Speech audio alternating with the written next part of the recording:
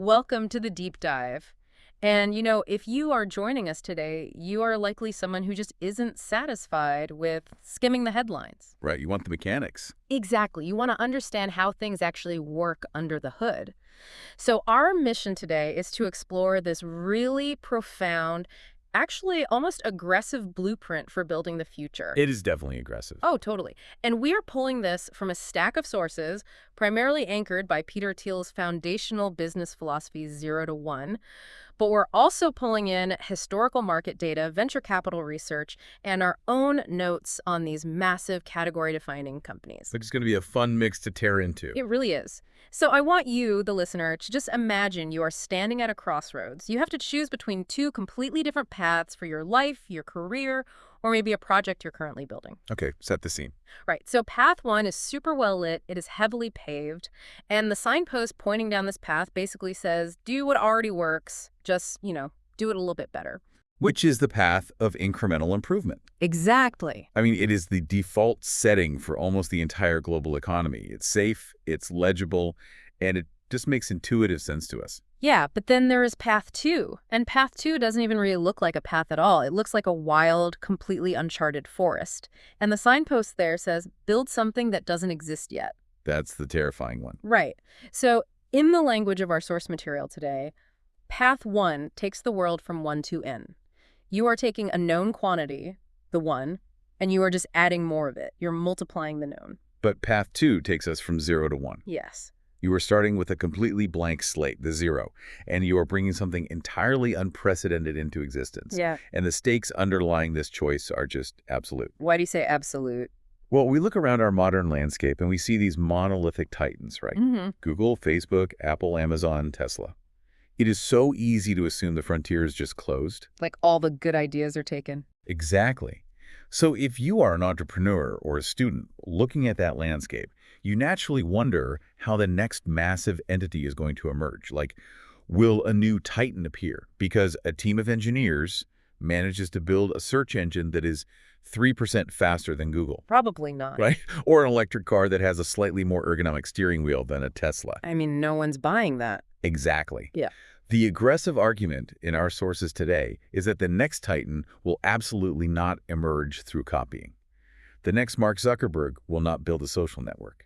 The next Larry Page will not build a search engine. Okay, let's unpack this, because that claim fundamentally challenges the standard narrative of modern capitalism. It really does. We're raised on this idea that competition is the ultimate engine of progress, We are taught that if a market is crowded with competitors, well, that's a healthy market. A thriving marketplace. Right. We are told that if you just put your head down, work harder than the guy next to you, and improve your product by, say, 5%, you are going to win.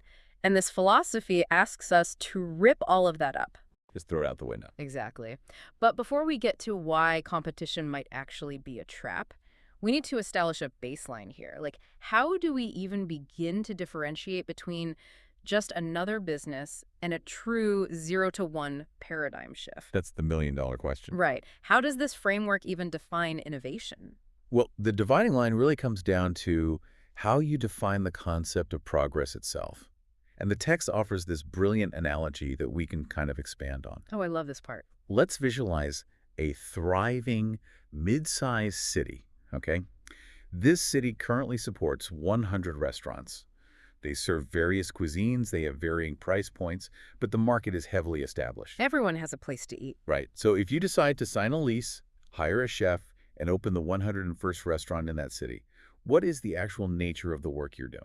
I mean, I'm basically looking at what the other 100 are doing, and I'm trying to find a slight edge. Like, I'm trying to make my pasta sauce a little richer. Or maybe I guarantee delivery 10 minutes faster than the Italian place down the street, right? Or you figure out how to shave $1 off the price of a burger by optimizing your supply chain. Yeah, optimizing. And that is the key word, optimizing.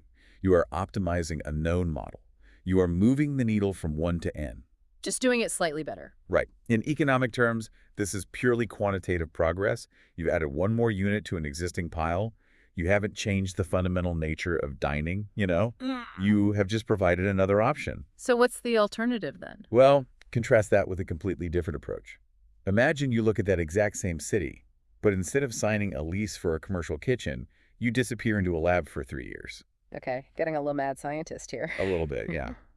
And you emerge with a countertop appliance, a piece of affordable technology that allows anyone to perfectly replicate Michelin star quality meals Mm. in their own kitchen using basic grocery ingredients in under 5 minutes. Wow. Okay, that completely blows up the need for the restaurant in the first place. Exactly. You aren't competing with the Italian place down the street anymore. You have made their entire business model irrelevant to a huge chunk of your target audience. Because you bypassed the existing category entirely and created a brand new one. Yes, that is the essence of a 0 to 1 leap. This is qualitative change rather than just quantitative. Which is huge. It is. If we look at the sweep of technological history, Yeah. this is literally the only way true paradigm shifts occur. Like, the first digital computer was not a mechanical typewriter that just typed 1,000 times faster, you know? All right. The internet was not merely an administrative expansion of the global telephone switchboard. The smartphone wasn't just a desktop computer shrunk down to fit in your pocket. Three were totally new paradigms. Each of these things introduced mechanisms and capabilities that literally did not exist in the human experience the day before they were invented. I think about it a lot like music. You know, going from 1 to N is like doing a cover of a famous pop song. You might sing it beautifully. You might rearrange it for an acoustic guitar instead of a piano. But the melody already exists. You're just repeating it. Exactly. Going from 0 to 1 is like inventing the synthesizer. It's creating an entirely new instrument that produces sounds the human ear has never even processed before. That's a great way to look at it. But I do have to step in and push back on this framework just a little bit because it feels, I don't know, a little elitist. How so? Well, isn't 1 to N still incredibly valuable? I mean, I want the synthesizer, obviously, but I also need farmers to grow food. I need plumbers to fix the pipes. Society runs on the 101st restaurant, doesn't it? What's fascinating here is that the source material actually doesn't dismiss the necessity of 1 to N. It simply draws a very hard line regarding what creates the future. Yeah. Society absolutely requires 1 to N businesses just to survive. We need logistics companies, we need agriculture, we need municipal services. Those functions maintain the baseline of human civilization. Right, the maintenance layer. Exactly. But the argument is that 1 to N only maintains. It does not advance. If we want to seriously talk about building the future, we have to entirely redefine the word future. Meaning the future isn't just the date on the calendar changing to tomorrow. Precisely. Chronological time passing does not guarantee a new future. If a decade passes, and the only material difference in our daily lives is that we have 1 million more smartphones, and the screens are slightly higher resolution, and the cameras have a few more megapixels. Which feels very real right now. Very real. But if that's all that happens, we haven't actually arrived at a new future. We have just experienced quantitative creep. Wow, quantitative creep. Yeah, but if in 10 years, we have a neural interface that allows a human brain to communicate directly with a computer system without the need for a screen or a keyboard at all, that is a qualitative leap. So the future is defined by new things, not more things. Strictly by the introduction of new things, not the multiplication of old things. That puts a massive question on the table for you listening to this right now. Like, are you currently working on a project that just adds to the pile? Or are you trying to build a piece of the actual future? It's a tough question to face. It really is. And that leads to a natural psychological question, right? If the 0 to 1 leap is where the massive breakthroughs happen, why is the 1 to N path so incredibly crowded? Yeah. Why do so many brilliant, highly educated people spend their entire lives fighting over tiny margins in the restaurant business, metaphorically speaking? Well, the text points to a very deep societal conditioning. From the literal moment we are born, we are submerged in a myth that romanticizes competition. Which introduces what is likely the most abrasive and heavily debated concept in this entire philosophy. Yeah. The explicit statement that competition is for losers. Yep, there it is. And I want to be careful here because that sounds like a playground insult. You know, like you're a loser if you compete. It is deliberately provocative, definitely. But the underlying economic theory is deadly serious. We have to strip away the emotional baggage of that word. Okay, let's do that. The author is not saying that athletes are losers or that having drive and ambition makes you a failure. He is talking strictly about market dynamics. Okay.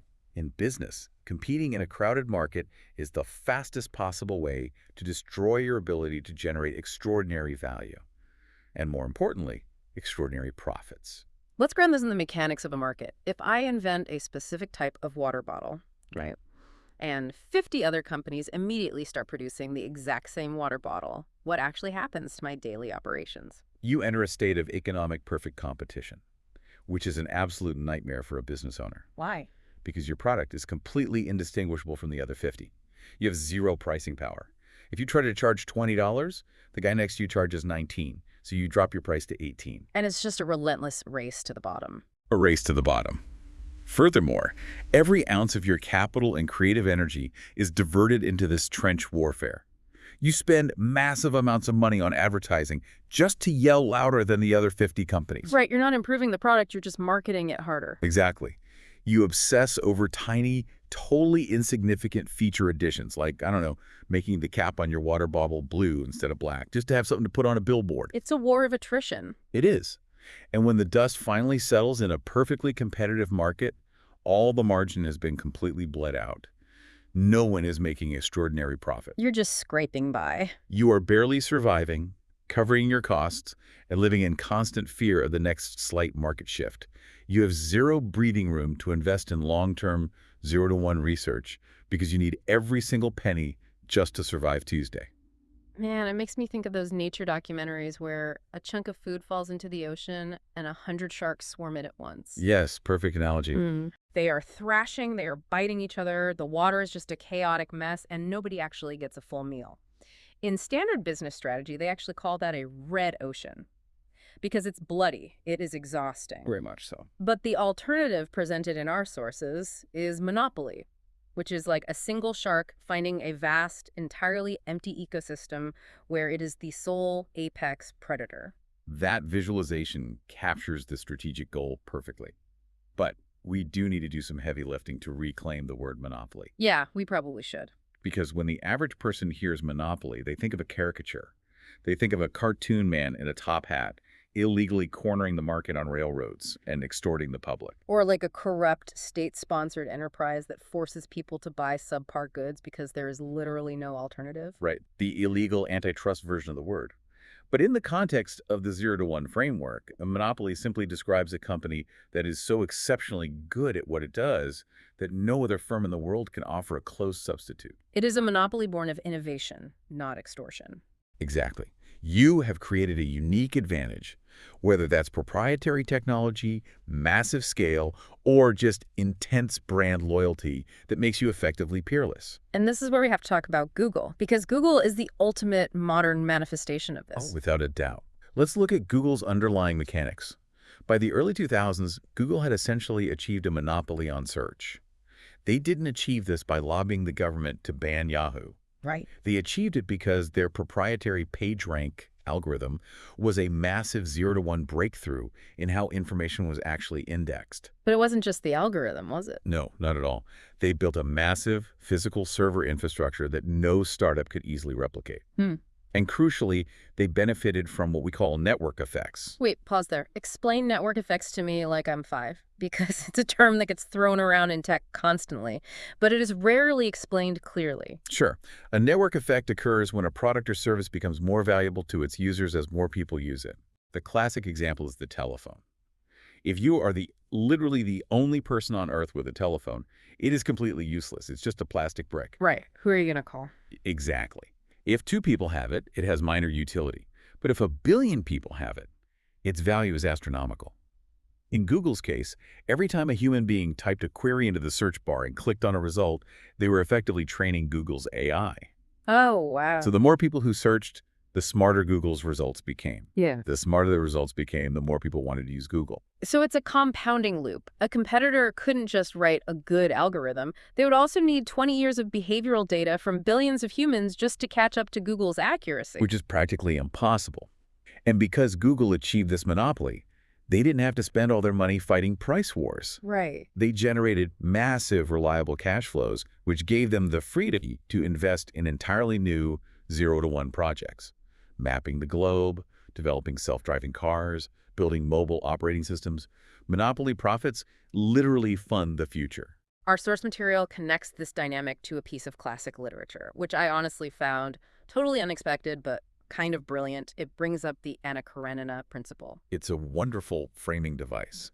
Leo Tolstoy opens his novel Anna Karenina with this famous line, all happy families are alike. Each unhappy family is unhappy in its own way. Right. But the author of our source text flips this entirely upside down when applying it to business. He argues, all happy companies are different, all unhappy companies are alike. Okay, walk me through the mechanics of a happy company versus an unhappy one. A happy company, in this framework, is one that has achieved a monopoly.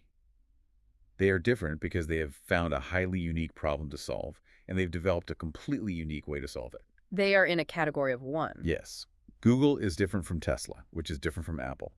But unsuccessful, unhappy companies are all alike because they are all trapped in the exact same fundamental struggle, the meat grinder of perfect competition. They are all staring at the same competitors, copying the same features, and fighting over the same shrinking margins. It's the tragedy of the 101st restaurant all over again. Exactly. You become so obsessed with reading the menu of the 100th restaurant to see if they lowered the price of their soup that you completely forget to look up and invent the home cooking robot. It's a massive blind spot. It is. Yeah. But breaking out of that mindset is incredibly hard because we are trained to seek competition. I mean, we are graded on bell curves. We fight for roster spots on sports teams. We view beating someone else as the only valid metric of success. The psychological shift required here is massive. You really have to stop viewing the competitor as the benchmark. Winning a battle against a competitor in a stagnant market usually means you have lost the war for the future. So let's assume you've made that psychological shift. You are listening to this and you're nodding along. You say, all right, I'm sold. I want the vast blue ocean. I want to build a monopoly. What's next? Yeah. What is the actual tactical playbook for doing that? Because the instinct for most ambitious people is to wake up, declare they're building a global platform, and try to take over the world on day one. And that instinct is the exact reason most ambitious startups collapse under their own weight.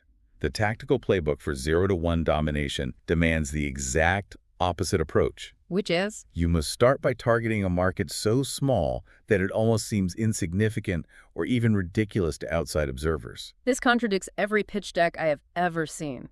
Usually an entrepreneur stands in front of investors and says, our total addressable market is the entire population of India, or we are building an app for literally anyone who owns a smartphone. Well, going after a massive market from day one is practically a death sentence. Let's break down the mechanics of why. Please. If your target audience is everyone with a smartphone, your marketing message has to be so broad and so watered down to appeal to everyone that it ends up resonating with absolutely no one. That makes sense. Furthermore, massive markets are already patrolled by massive entrenched competitors with billions of dollars in reserve.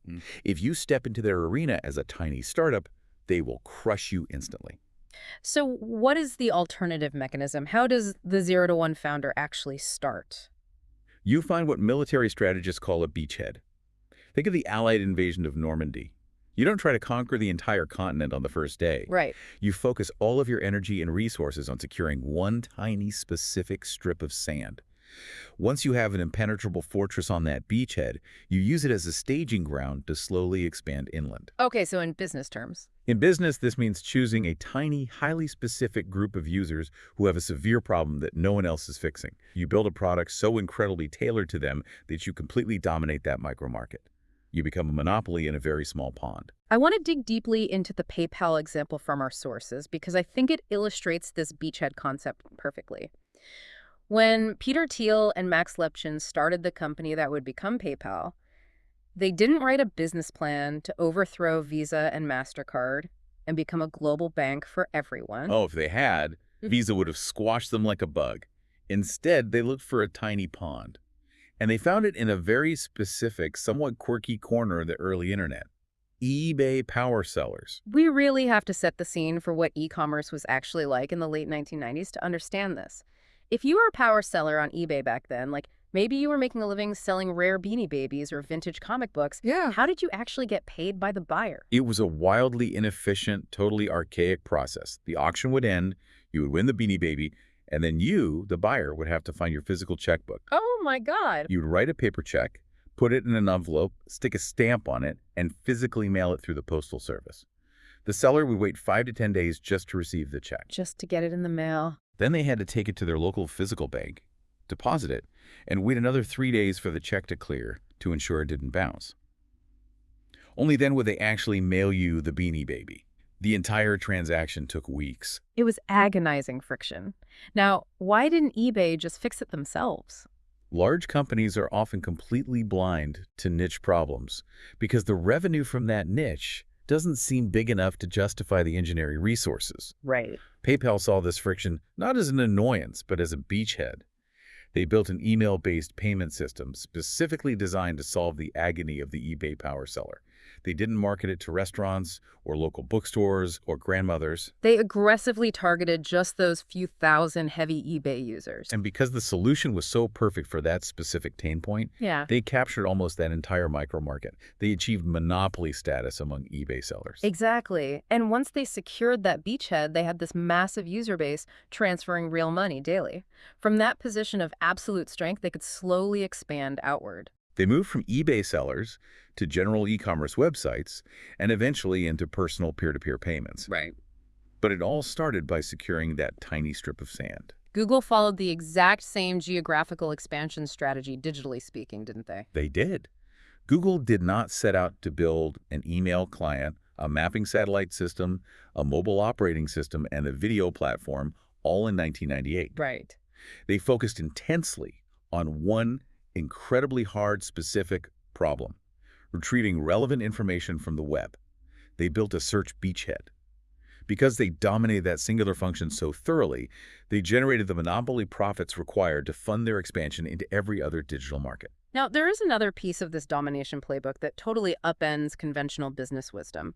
We are all familiar with the concept of the first mover advantage. Sure. The idea that you have to rush your product to market, plant your flag before anyone else gets there, and claim the territory. But the source material introduces the concept of the last mover advantage. How does that work? Being the first mover is historically a very vulnerable position. It is glamorous, but it is fragile. Let's say you invent the first rudimentary version of a social network. You have the first mover advantage. Awesome. But you also bear the massive cost of educating the market, finding all the bugs, and making all the painful early mistakes. Yeah. If another company watches you stumble, learns from your mistakes, and launches a product a year later that is exponentially better, your first mover advantage evaporates overnight. The pioneers get the arrows, the settlers get the land. Precisely. The goal is not to be the first person to enter a market. The goal is to be the last person to enter a market. The last person. How do you win if you are the last one in? You win because you build a product and a dominant position that is so profoundly superior and so deeply entrenched that you shut the door behind you. Oh, wow. You become the definitive final answer to that specific problem. Mm-hmm. No one else can ever enter the market and displace you because your lead in technology, data, or network effects is just insurmountable. Google wasn't the first search engine. They were the last one that mattered. Facebook wasn't the first social network. They were the last one that mattered in that specific paradigm of social graphing.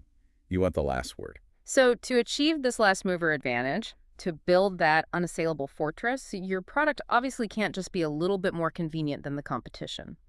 Which brings us to a mathematical threshold introduced in the sources, the 10x rule. The 10x rule is the ultimate litmus test for whether you are building a 1 to N product or a 0 to 1 product. The rule states that if your new solution is only 10% better than the existing solution on the market, it will fail to gain massive traction. But why does a 10% improvement fail? I mean, if something is demonstrably better, shouldn't a perfectly rational market adopt it? Because human beings are not perfectly rational economic calculators, and markets are sticky.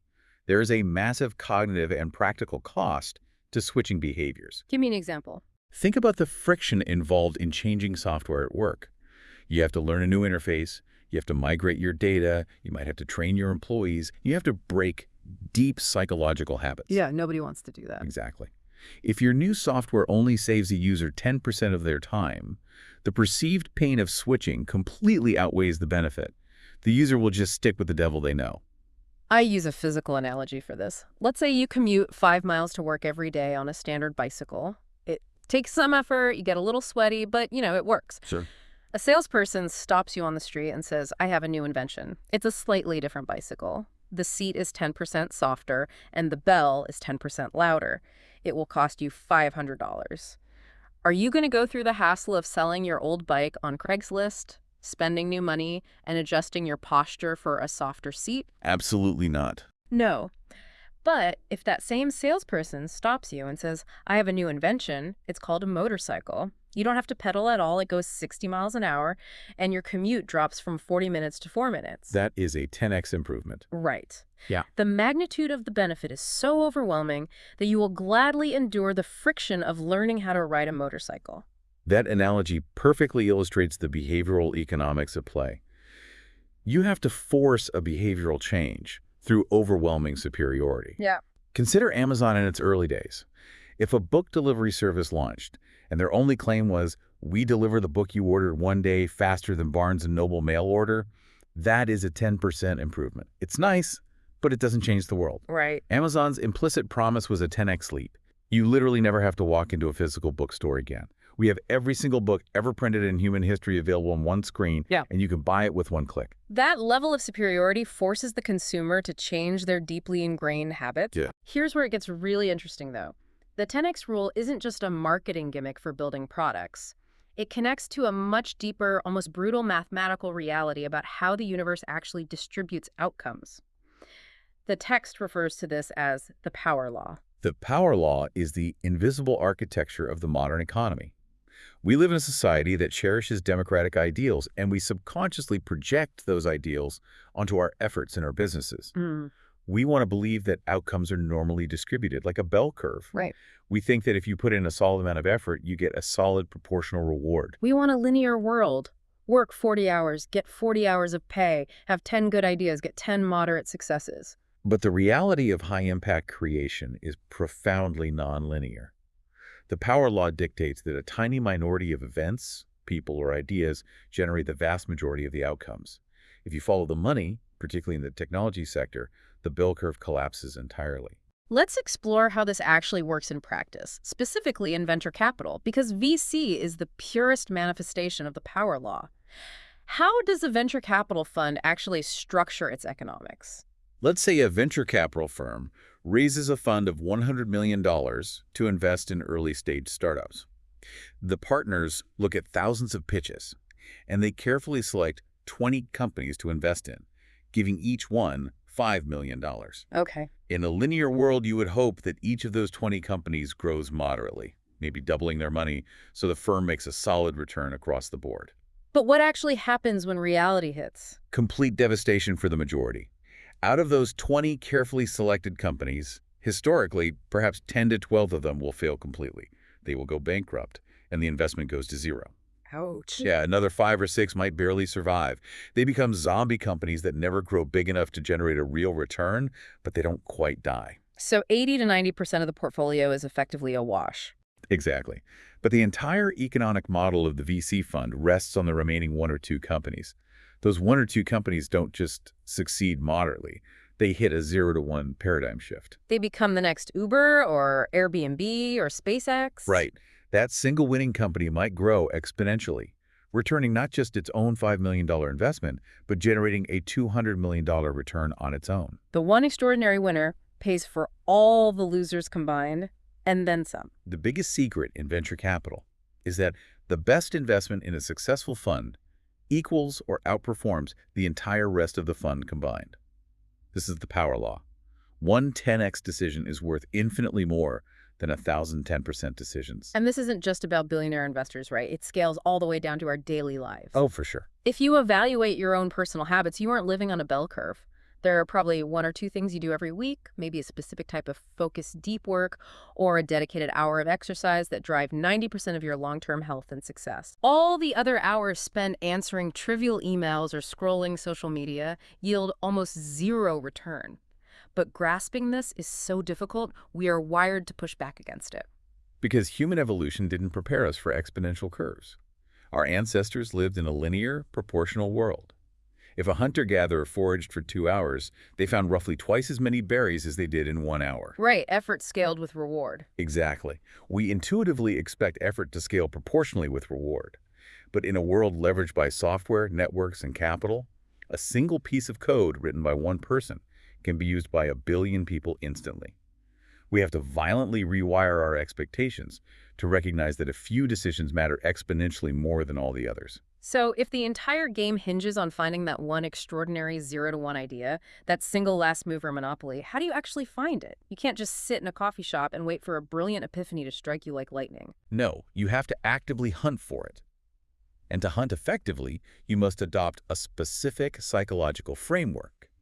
The source material outlines this transition brilliantly in a section titled, "You Are Not a Lottery Ticket." You are not a lottery ticket. It's a gut punch of a phrase. Because our cultural default right now is to look at wildly successful people, like Elon Musk, Bill Gates, whoever, and attribute their outcomes largely to luck. Yeah, people say they were in the right place at the right time. We say they were born at the right time, they met the right person, they just got lucky. It is undeniable that variance and chance play a role in human existence. However, if you adopt the fundamental belief that extraordinary success is entirely or even mostly driven by a random roll of the dice, you strip yourself of all agency. You become passive. Exactly. If it's just a lottery, why study the winners? Why try to learn their mechanisms? The critical question you must answer for yourself is, can the future be consciously planned, or is it just something that happens to you? Which introduces the dichotomy of optimism in the text. There are two distinct mindsets: indefinite optimism and definite optimism. Let's dig deeply into these because I think millions of people suffer from the first one without ever realizing it's a trap. What is the architecture of an indefinite optimist? Indefinite optimism is a pervasive, generalized hopefulness devoid of any specific mechanics. It is the mindset that says, I believe the future will be generally better than today, but I have absolutely no idea how it will happen, who will build it, or what my specific role in it will be. Give me a real-world example of what that looks like in a person. Look at the standard trajectory of an incredibly bright, ambitious university student who lacks definite direction. They say, I want to be successful, I want to be wealthy, I want to make an impact. Sounds good so far. But they have no specific vision of what value they want to create. So what do? They hedge their bets, they collect optionality, they join a dozen different clubs, they get a generic degree in management. They take a job in consulting or finance, not because they have a burning desire to restructure corporate debt, but because it keeps their options open. They are floating on a river, assuming the current will naturally wash them up on an island of success. It is the ultimate one-to-end career path. You are just trying to be a slightly more optimized version of a generic professional. But definite optimism is a completely different operating system. Definite optimism is sharp, focused, and uncomfortably specific. The definite optimist says, the future will be better than today, and I know exactly what I'm going to build to make it so. They don't just float. No, they do not rely on the current of the river. They build a motor. What does that sound like in practice? A definite thinker doesn't just want to work in tech. A definite thinker says, in exactly 5 years, I'm going to build an education technology platform that utilizes local satellite networks to provide rural students with affordable, interactive mathematics tutoring. And here is the precise 3-phase engineering and distribution plan to achieve it. That is incredibly specific. Definite thinking moves strictly from vision to blueprint to execution. If you look at history, you can actually see entire nations shifting between these mindsets. The text implies that America in the 1950s and 60s was a culture of definite optimism. Oh, absolutely. They didn't just hope space exploration would happen. They drew a definite blueprint to put a man on the moon by a specific date, and they built the Saturn V rocket to do it. They built the interstate highway system. Today, much of our culture feels like indefinite optimism. We hope things get better, but we argue endlessly about how to fix a single bridge. To regain that definite optimism and to execute a 0-to-1 plan, you have to uncover what this philosophy defines as secrets. And we aren't talking about personal gossip. We are talking about hidden foundational truths about how the world works. Right. But there's a massive cultural roadblock here. Modern society seems to collectively suffer from the arrogant assumption that there are no secrets left to find. We suffer from the illusion of the fully drawn map. Exactly. If you look at a globe on your smartphone, every square inch of the planet is mapped in high resolution. We have Wikipedia in our pockets containing the sum of human knowledge. It is very easy to subconsciously conclude that all the big problems have been solved and all the profound truths have been discovered. Which is a trap. If you believe there are no blank spaces left on the map of human capability, you close the door to 0-to-1 innovation before you even take a step. But historically, the consensus on what is impossible is almost always wrong. For centuries, powered human flight was not just considered difficult, it was considered a literal violation of the laws of physics. Yep. It was a secret of the universe that humans were simply not allowed to access. The Wright brothers didn't accept the consensus, they found the secret aerodynamics. The idea of every family having a personal computer in their living room was considered absurd science fiction by the executives at IBM in the 1970s. Exactly. So the urgent question for the listener is, what is universally considered impossible today that is actually completely possible? That is the hunt for secrets. And it is crucial to understand that these secrets are not just hiding in quantum physics laboratories. They exist everywhere, often hiding in plain sight. Like where? There are profound secrets in human behavior. Like, why do consumers consistently act irrationally in very specific financial situations? There are secrets in outdated business models, in archaic educational systems, in agricultural logistics, in preventative health care. Often, the biggest secrets are disguised as problems that everyone has collectively decided to just tolerate because they seem too hard to fix. Precisely. Which leads to a very actionable piece of advice. Do not open your web browser and search for top 100 startup ideas for 2026. That is the most tragic one-to-end behavior imaginable. You are literally asking an algorithm for a list of things everyone else is already thinking about doing. Great 0-to-1 businesses are rarely born because someone was desperately searching for a business model. They are born because someone was obsessively looking at a deep, unresolved problem, and they discovered the secret mechanism to solve it. I want to do an exercise right now. This is adapted straight from the source's notebook.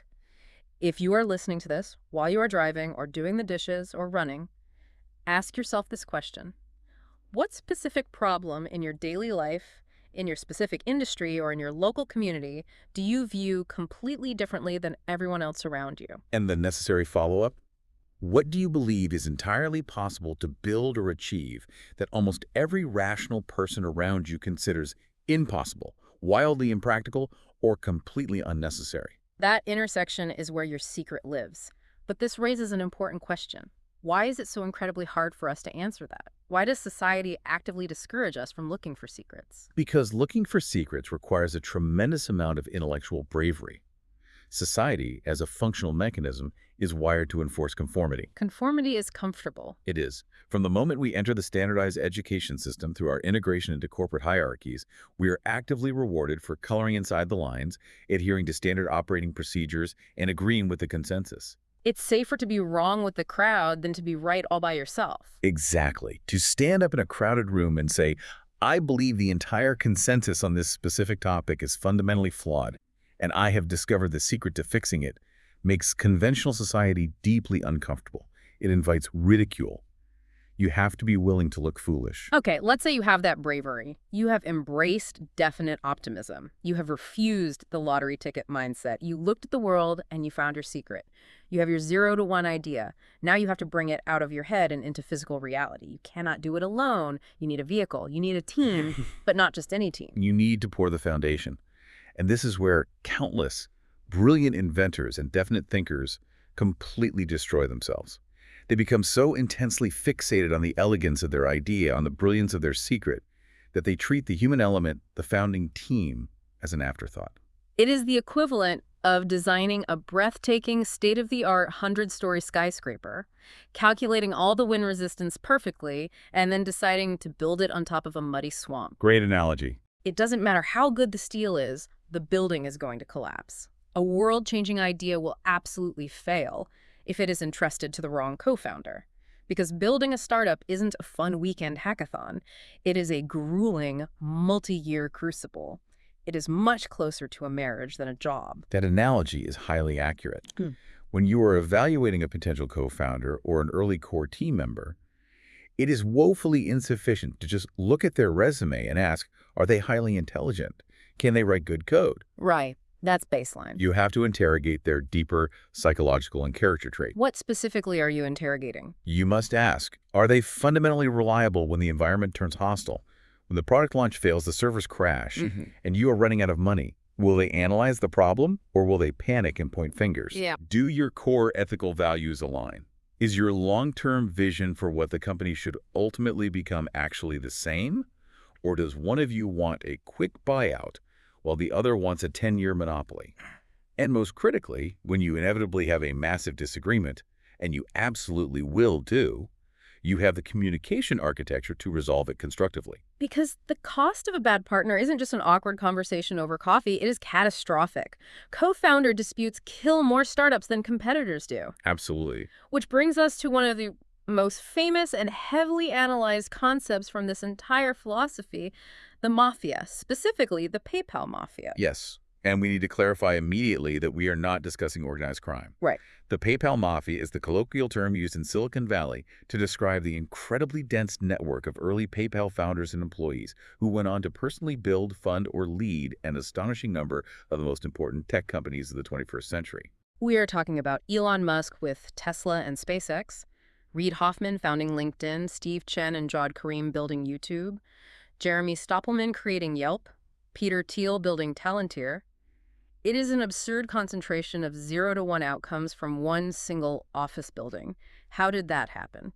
It happened because Thiel and the early leadership actively built a culture of deep, almost extreme, unbreakable trust. They did not want to hire employees who viewed the company as a transactional place to clock in, collect a paycheck, update their resume, and clock out. Right. They aggressively sought out individuals who would become partners in a shared fanatical mission. The mechanics of this are vital. The formula implied here is that a great product is never enough on its own. The equation for survival requires great people, fused with a deeply shared mission bound by a strong culture. That combination is what gives a company the resilience to execute a 0-1 vision in a hostile market. Yeah. But I have to stop here and push back on this because reading the source text, calling your team a mafia, feels problematic in a modern context. Doesn't it sound intentionally exclusionary? Like it's just an insular boys' club. If you hire people who all act the same, aren't you eliminating diversity of thought and creating massive blind spots? That is a very common and entirely valid critique of the terminology. However, if we look at the underlying mechanics of what the text is actually advocating for, it is not arguing for a homogeneity of thought or a lack of demographic diversity. It is demanding an extreme, uncompromising alignment on the mission and absolute loyalty among the team. Explain the difference. In the modern corporate ecosystem, we have normalized high turnover. People jump ship the second a project gets difficult or a competitor offers a 5% raise. The mafia concept is an antidote to that fragility. It is about fostering a fierce, tribal loyalty to the vision. Ah, I see. Inside the building, you can and should debate the methods seriously. You need diverse perspectives to solve complex engineering and market problems. But once a decision is made, the entire team must be uniformly, ferociously united on achieving the ultimate goal. You are united in purpose, not identical in personality. Which brings us to the person whose personality dictates everything, the founder. Our sources dedicate significant time to exploring what they call the founder's paradox. The founder's paradox is a fascinating psychological observation. It notes that the individuals capable of successfully driving a 0-1 company into existence are very rarely normal, well-adjusted, ordinary people. Yeah, that tracks. If you map their traits, they are often incredibly eccentric, wildly unconventional, sometimes prickly, and possess a level of extreme, unyielding confidence that frequently borders on clinical delusion. You essentially have to be delusional to wake up and genuinely believe you can bend the arc of the future to your will against impossible odds. Exactly. And this extreme psychological profile is a paradox because it is simultaneously the founder's greatest asset and their most dangerous liability. Their eccentricity is what allows them to see the secrets and the blue oceans that normal people miss. Their unshakable, borderline irrational confidence is the engine that allows them to push through years of failure and rejection without quitting. But the liability side of the ledger is just as heavy. It is. Those exact same traits can make them terrible daily managers. Their unyielding confidence can manifest as disastrous stubbornness, making them unable to adapt when market data proves them wrong. Their eccentricity can alienate crucial partners or regulators. And the founder's personality is not contained in a vacuum. It inevitably bleeds into the DNA of the entire organization. Being a founder isn't just raising your hand and saying, hey, I had this cool idea for an app. It is bearing the profound, heavy responsibility of shaping the culture, the ethics, and the daily operational rhythm of everyone in the building. Which is precisely why the foundation, the co-founders, the early mafia, matters so much. You have to balance the founder's paradox. Yeah. So let's trace the journey so far. You have the definite optimism. You found the 0-1 secret. You built the loyal, mission-driven team. You design the 10x product. And then absolute triumph. Right. You unlock the office doors, you put the product up on a website, and the entire world just beats a path to your door. They throw money at you, you ring the bell at stock exchange, and you win. Unfortunately, no. What you just described is perhaps the most pervasive and dangerous myth in the entire startup ecosystem. The source text identifies this as the build it and they will come fallacy. I see this constantly, especially among highly technical founders. There is this romantic, almost arrogant belief that if a product is objectively, measurably better than the competition, it will magically sell itself via sheer gravitational pull. It is a profound misunderstanding of human psychology and market physics. The brutal reality is that sales and distribution matter just as much as the product itself.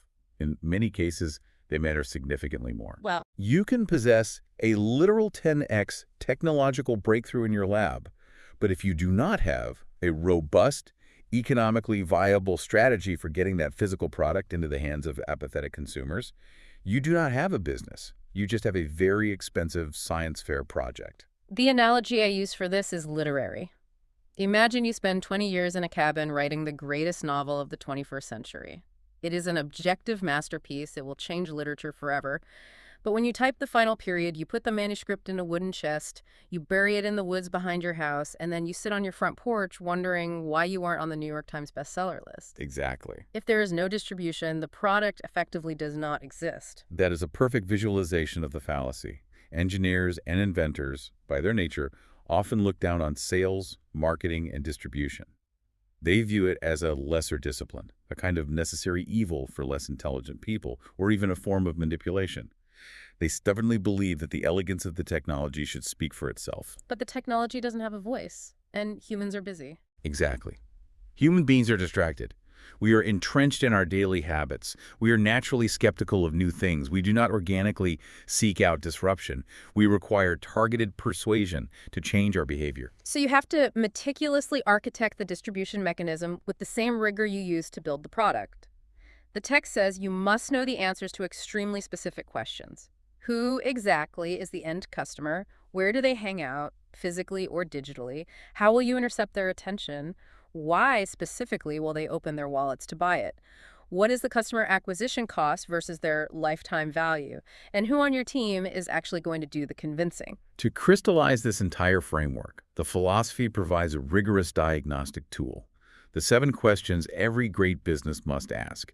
If you cannot answer these robustly, you are likely heading for failure, regardless of your good intentions. We need to walk through the mechanics of each one. Let's do it. Question number 1. 1. The engineering question. Do you possess a true breakthrough technology? We are not asking if you have a 10% improvement. We are asking if your tech is a 10x leap that forces a paradigm shift. Is it the motorcycle or just a softer bicycle seat? Question number 2, which I think kills more startups than anything else. 2. The timing question. Is right now the correct chronological time to start this particular business? This requires deep market analysis. Is the underlying infrastructure ready? Right. If you tried to launch a streaming video service like Netflix in 1996, you would fail. Not because the idea was bad, but because broadband internet infrastructure did not exist. You were too early. Conversely, are you entering a market that is already commoditized? Are you 5 years too late? Timing is brutal. You can be 100% right about the future, but if you're too early, you just run out of money waiting for society to catch up. Question number 3. 3. The monopoly question. Are you starting with a large share of a small market? This is the beachhead check. Are you targeting eBay power sellers, or are you trying to boil the ocean and target everyone in the world? Question number 4. 4. The people question. Do you have the right team? Have you resolved the founder's paradox? Is this a cohesive mafia capable of surviving the crucible of execution, or is it just a group of mercenaries who will quit when things get hard? Question number 5, which we just hammered on. 5. The distribution question. Do you have a quantifiable, scalable way to not just create your product, but to acquire customers and deliver the product to them profitably? You have to dig up the chest in the woods and build a supply chain to the bookstore. Question number 6. 6. The durability question. Will your market position be defensible 10 and 20 years into the future? This is the last mover check. Are you building proprietary tech, network effects, or economies of scale that will prevent someone else from copying you the moment you become profitable? And finally, question number 7, the core of the philosophy. 7. The secret question. Have you identified a unique, profound opportunity that everyone else simply does not see. If you have strong, definitive answers to all 7 of those questions, you don't just have a cute business plan. You have a structural blueprint for owning a piece of the future. And our source material actually uses a massive historical event to demonstrate what happens when you ignore these questions. It looks at the clean tech bubble of the late 2000s. This is a vital case study. In the mid to late 2000s, there was a massive boom in clean tech startups. Solar panel manufacturers, biofuel companies, trillions of dollars of investment flowed into the sector. I remember that. The founders and investors had incredibly noble intentions. They wanted to solve the energy crisis and save the world from climate change. But within a few years, the entire sector practically collapsed. Dozens of highly funded companies went bankrupt. Why? If the mission was so important and the funding was there, what went wrong mechanically? They failed because they relied entirely on the nobility of their mission to suspend the laws of business physics. If you run those failed companies through the 7 questions, the collapse makes perfect sense. How so? On the engineering question, most of them did not have 10x technology. They were offering slight incremental efficiency improvements over standard silicon solar cells or incredibly expensive biofuels that couldn't compete with the price of oil. So they were trying to fight fossil fuels with a 10% better product. Exactly. On the monopoly question, they failed spectacularly. Instead of finding a tiny niche market where they could dominate, perhaps providing specialized off-grid power for remote military bases, they tried to compete directly in the massive commoditized global energy market against entrenched utility monopolies and cheap Chinese manufacturing. That's brutal. And on the distribution question, they were clueless. They assumed that because their product was green, customers would naturally figure out how to buy and install it. It proves that good intentions and a desire to save the world do not override the requirement to build a fundamentally sound business. But there's a modern example of a company that emerged from that exact same clean tech era, faced the exact same challenges, but absolutely nailed the 7 questions. And doing so brings us to a crucial discussion about ecosystems. Let's talk about Tesla. Tesla is arguably the ultimate contemporary masterclass in the 0 to 1 philosophy. When Elon Musk and the Tesla team set out to build an electric car company, they understood that they could not just build an isolated product. Right. If you just built a nice electric car in 2008 and gave it to a traditional dealership, it would fail. Because the consumer would say, this is cool, but where on earth do I plug it in? How do I fix it when it breaks? Which is exactly why Tesla did not just build a car. They looked at the landscape and realized they needed to engineer an entire self-contained ecosystem. They answered the engineering question with a 10x leap in battery chemistry and drivetrain technology. They answered the monopoly question by starting with a tiny beachhead. The Roadster. Yes, the Tesla Roadster, a high-priced sports car targeted exclusively at wealthy Silicon Valley technophiles. They didn't try to build a $30,000 minivan for the masses on day one. No, they dominated the luxury niche first to fund the R&D for the next models. But crucially, to answer the distribution and durability questions, they bypassed traditional dealerships and built their own direct-to-consumer sales model. More importantly, they built the supercharger network. That was the game changer. They physically built the refueling infrastructure across the country. They integrated software updates over the air. Extraordinary 0 to 1 companies do not build isolated widgets. They build comprehensive ecosystems that reinforce their last-mover advantage. And seeing that level of integration leads us to the final major theme of our deep dive today. It is a theme that feels infinitely more urgent right now than when the source material was originally published. We are living in a moment where technology, specifically artificial intelligence and automation, is accelerating at a terrifying exponential pace. It is everywhere. The anxiety is palpable. People are asking, are machines just going to replace us? Are we engineering our own obsolescence? It is the defining anxiety of our current era. But the perspective offered in this framework is distinctly nuanced and ultimately profoundly optimistic. Thiel argues that the fundamental goal of technology should not be human replacement. The most powerful, economically viable, and culturally beneficial model for the future is not humans versus machines. It is humans plus machines. Humans plus machines. How does that actually work mechanically? Because when I see a factory full of robots replacing assembly line workers, it feels like a zero-sum competition. To understand the plus model, you have to clearly define what each entity is uniquely optimized to do. Machines, and particularly modern AI, are unbeatably excellent at processing scale. They are perfect for repetitive tasks, executing complex mathematical algorithms, and analyzing millions of data patterns in fractions of a second. but they're rigidly confined to the data they're trained on. In humans. Humans are terribly inefficient at processing millions of data points. We are slow, we get tired, we make math errors. But humans excel in areas machines currently cannot touch. We possess organic creativity. We have empathy. We can understand deeply nuanced social contexts. And most importantly, we can make complex moral and strategic judgments in entirely novel situations. So the idea is that they're entirely complementary, not competitive. They sit on different axes of capability. Exactly. Let's apply this to a high-stakes field like medicine. Imagine a human oncologist working alongside a state-of-the-art AI diagnostic tool. The AI can instantly process the patient's genetic sequence, cross-reference it with 10 million other medical records, and analyze microscopic anomalies in an MRI with superhuman precision to flag potential tumors. The machine does the massive data heavy lifting that would take a human 1,000 years. But the AI cannot look a terrified patient in the eye. It cannot understand the nuances of the patient's family situation, empathize with their fear, weigh the patient's personal risk tolerance, and communicate a complex, difficult treatment plan in a way the patient can emotionally process and accept. The human doctor provides the final judgment, the empathy, and the actual care. That human plus machine combination, the AI's data processing fused with the doctor's empathetic judgment, is exponentially more powerful than a doctor working alone or an AI operating without human oversight.